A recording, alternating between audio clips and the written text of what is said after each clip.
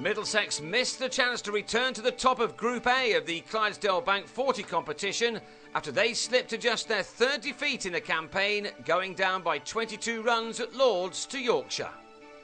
Neil Dexter won the toss for this noon start after the match was brought forward because of the London riots, and he asked Yorkshire to bat first, and that decision was immediately justified when Corey Collymore had Andrew Gale caught behind to the fifth ball of the match before a run had been scored. Yorkshire came into this game with nothing more than pride to play for, having won just 2 of their first 8 matches, yet they didn't come to Lords with a team filled with untested youngsters. Instead, they now had the experienced Jacques Rudolph and the very exciting Jonny Bairstow at the crease. And both men are in very good form right now, especially Bairstow, who scored a ton for the England Lions last week. There is a lot of excitement about the 21-year-old who has come on leaps and bounds this summer thanks to brilliant shots like this, the first of his 3 sixes. He and Rudolph have pushed the score quickly along to 85 at the end of 15 overs before Rudolph turned Stephen Crook to Paul Stirling at mid-wicket to go for 40. The wicket didn't seem to affect the visitors at all, however. Bairstow, in his first game at the home of cricket, was playing freely, and Anthony McGrath looked in great touch too from the moment that he arrived at the crease. The runs were beginning to come at a very good lick. Bairstow eased Tom Smith through the covers for a single to bring up his 50, his first in this competition, in his 25th attempt, and it had taken him only 47 balls to get there. McGrath also notched his first 40-over half-century of the summer off his 52nd delivery. It was filled with some fine shots mixed with some excellent running such as this. As good as he was in this partnership, the headlines were being made by Bairstow. He's shown signs of promise since making his debut 2 summers ago, but this has been his year, as he has produced one knot like this after another. International cricket surely beckons. He and his partner added 105 in just 16.5 overs to give their side a great chance. The total stood at 190 with 8 overs to go when McGrath drove Tim Murtagh to Jamie Dalrymple after making 63. Bairstow was by now seeing the ball brilliantly. He was timing his shots pretty well too. This off Crook went for 6.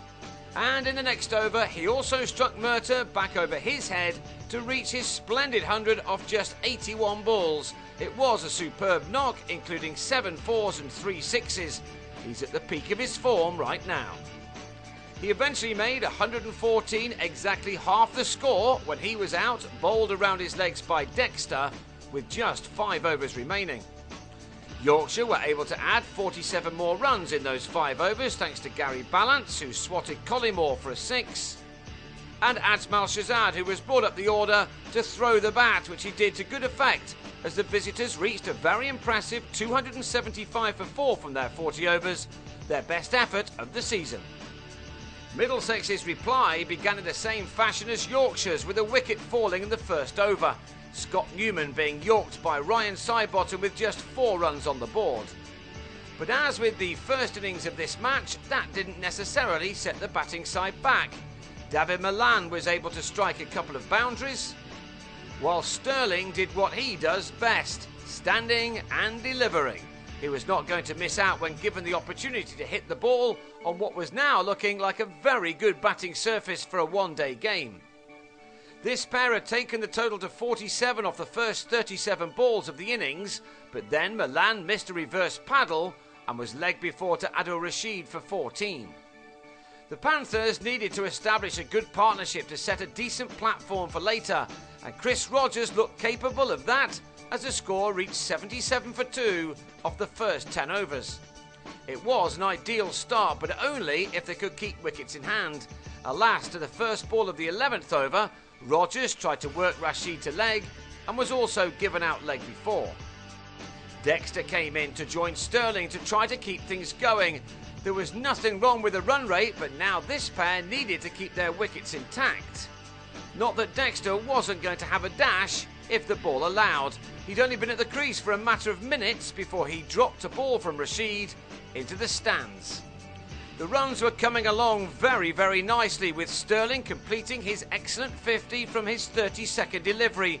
It was his second in this competition this summer, a competition that the Irishman appears to enjoy.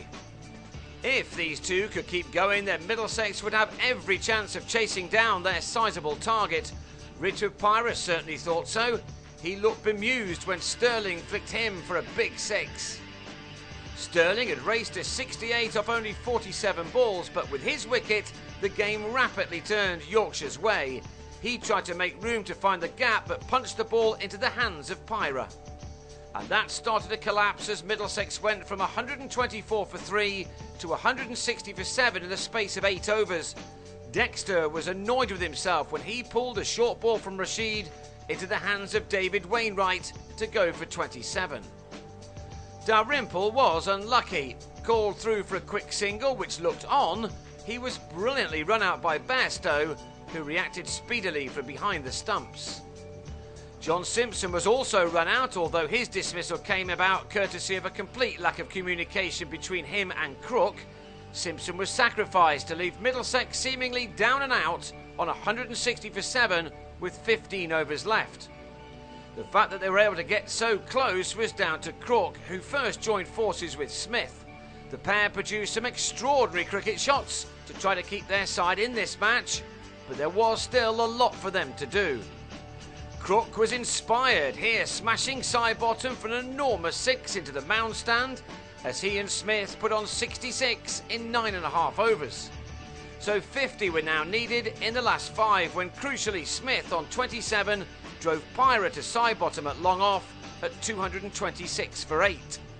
Crook still hadn't given up though. Another big hit off Ben Sanderson got those viewing very interested.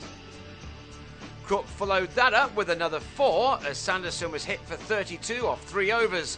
This shot also took Crook to his exceptional 50, which had been made of only 34 deliveries. 19 balls were left for the Panthers to get 28, and we had a really good game on, but Crook then sliced a shot off side bottom to Gale in the deep to go for 61, and with it went Middlesex's chances. The game was wrapped up with 12 balls to spare and 23 still wanted. Murtagh was held at long on by balance, and Middlesex had been bowled out for 253 to lose by 22 runs. Given their mid-innings problems, it was a great effort in the end to get so close, but the result means that Middlesex stay in second place in their group, 2 points behind Sussex, having played a game more. They have 3 matches left in the group stages, and they'll probably now need to win all 3 to qualify for the semi-finals.